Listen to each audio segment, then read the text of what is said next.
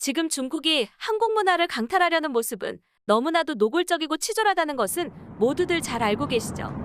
여기에는 중국인들 스스로 자국의 문화를 말살해버린 과거 때문이라는 것이 정설인데요. 중국의 대약진 운동과 문화대혁명으로 전 세계적 문화 강국을 자랑하던 중국이 단 10년 만에 약 4,000년간 쌓아왔던 찬란했던 모든 문명들이 하루아침에 무너져 내린 것은 중국 문화사의 최대 컴플렉스가 된 것에 대해 알아보도록 하죠. 안녕하세요. 오지랖TV입니다. 대한민국이 선진국이라는 사실을 우리만 모르고 있죠. 세계인들이 바라보는 대한민국은 이미 선진국입니다. 이러한 선진국 대한민국과 관련된 다양한 해외 소식들을 알려드리고 있습니다. 2022년 베이징 동계올림픽이 중국의 인권 문제로 전 세계는 선수단의 올림픽 출전은 허용하지만 중국의 인권 탄압에 대한 항해 표시로 정부 대표단은 보내지 않겠다는 외교 보이콧이 미국을 중심으로 서방 국가들의 동참이 이어지면서 대회 개최가 불투명해지는 등 한바탕 홍역을 치르기도 했습니다. 그래도 대회는 열렸지만 개막식부터 한북 공정에 이어 편파 판정 논란까지 겪으면서 반중 감정이 최고조에 다다르고 있죠. 물론 대한민국뿐만 아니라 대부분의 참가국의 선수들은 세계인들의 잔치가 아니라 중국체전이라는 비판을 하고 있습니다. 아무튼 우리에게는 동북공정으로 대표되는 한국 문화를 강탈하고 왜곡하는 중국의 뻔뻔한 모습에 더욱 분노하게 되었죠. 그렇다면 중국은 왜 그토록 한국 문화를 빼서 자국의 문화라고 억지를 부리고 있을까요? 여기에는 다양한 이유가 있겠지만 중국은 공산당 일당 독재국가로 공산당이 관료를 통해 모든 활동을 통제하는 시스템입니다. 그래서 국가 전체에 관료제의 폐해와 단점이 퍼져 있다는 것이 전문가들의 지적입니다. 문제는 예술, 문화, 컨텐츠는 관료제의 특징인 경직성, 무사한 일, 성과 지상주의가 통하지 않는 영역이어서 중국이 과거 문화대혁명 때 홍위병이 수천 년 동안 쌓아왔던 빛나는 문화유산들을 스스로 거의 다 때려 부수었고 경제대국이 된 이후에도 공산당과 관료제의 방식으로는 새로운 문화, 예술, 컨텐츠를 만들어낼 수 없었으며 만들어내는 것들은 미국과 전 세계 패권을 놓고 경쟁하는 가운데 중국 내에서 소비되거나 싸구려 및 짝퉁만 찍어낸다는 이미지로 해외의 웃음거리만 되었습니다.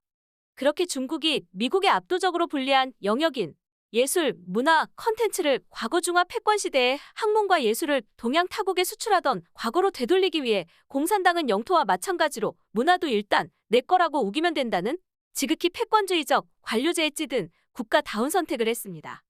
그러기 위해 시진핑 시대 이후부터 본격적으로 타국의 문화를 중국의 것인 양 뺏어오는 시도를 시작하게 되었습니다. 동서고금을 막론하고 잘 먹힌 전략 가운데 내부 결집을 위한 외부 공격은 본래부터 내부의 혼란을 잠재우기 위한 외부의 적을 적극 이용하고 있습니다. 그런데 2019년 이후 미국과 중국 간의 무역 전쟁과 코로나 바이러스 감염증이라는 악재가 연달아 터지고 대중의 정신적, 문화적, 사회적 욕구가 채워지지 않자 이 불만을 한데 모아 외부의 적으로 돌리기 위함이라는 것이죠. 다시 말하면 한국 등 타국을 문화를 도둑질해간 국가의 적으로 돌리고 이런 국가의 적을 공격함으로써 중국 민중이 스스로를 애국투사로 자위하게 만들어 불만을 해소하고 있을 가능성이 있다는 말입니다. 실제로 중국인들의 생각 속에는 중국은 강국인데도 한국의 문화를 수입하기만 하냐면서 그에 대한 열등감과 한국 문화와 그를 즐기는 합한족 등에 대한 불만이 극에 치닫고 있습니다. 이 3년 전만 해도 한복을 좋아하는 젊은 여성들을 욕하던 이들이 이제 와선 한복이 자신들의 것이라고 하며 정신승리를 하고 있다는 것이 아이러니한 상황입니다. 이처럼 억지를 부리며 우기는 중국인들의 태도를 자세히 보면 알면서도 우기는 것도 아니고 진지하게 그렇게 믿고 있음을 알 수 있는데 나아가서 한국을 오히려 도둑 취급하는 상황까지 보이고 있습니다. 사실 한류로 대표되는 한국 대중문화의 중국 유행은 중국 정치인들 입장에서는 결코 반길 상황이 아니죠. 단순히 이웃 국가의 대중문화가 자국에서 돈을 많이 벌어간다든지 중국의 대중문화가 한국의 대중문화에 짓눌려 성장할 기회를 빼앗긴다는 식의 이유를 넘어서서 민주주의로 대표되는 한국 대중문화가 중국 공산당 체제를 흔들 수 있는 원인이 될 수도 있기 때문입니다. 쉽게 설명하자면 양질의 한국 대중문화를 맛본 중국 국민들이 한국 대중문화는 정말 멋있구나 해서 우리는 왜 이런 걸 못 만들지?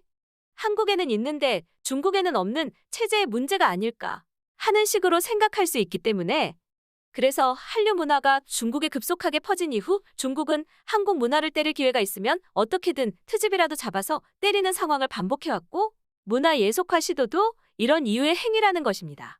체제 영향력을 강화하고 애국심을 고취하기 위한 목적으로 한국 문화 예속화 시도는 이것에 자극을 받은 중국인들이 국가와 민간을 가리지 않고 자발적으로 한국 문화를 예속화시키려 하는 움직임으로 중화 패권주의를 표출하고 있습니다. 이들은 기업의 경우 차이나머니를 뿌리면서 한국 문화를 중국 문화라고 가르치거나 그러한 입장을 지지할 것을 종용하며 압박하고 있습니다. 또한 중국 누리꾼의 경우 트위터나 유튜브까지 몰려와 댓글 조작과 선동을 벌이고 애국심에 근거한 불매운동을 조장하는 치졸한 모습을 보이고 있죠. 현재 중국에서는 전통문화 붐이 한창이라고 합니다. 정부 차원에서 전통문화 계승 및 활용 방안을 분주하게 마련하고 있고 김치, 한복 등 누가 봐도 명백한 한국 문화를 중국 문화라고 주장해 한국인들이 기가 막힐 노릇이죠. 또한 세계 각국에 공자학원을 세워 중국 문화를 전파하고 있는 지금 중국은 문화로 자국민을 통제하고 문화로 다른 나라를 공격 및 교화하려 하고 있습니다. 다음 편 영상에서 이야기를 이어가겠습니다. 감사합니다. 구독과 좋아요는 좋은 영상을 만드는 데 큰 도움이 됩니다. 오늘 하루도 행복하세요. 감사합니다.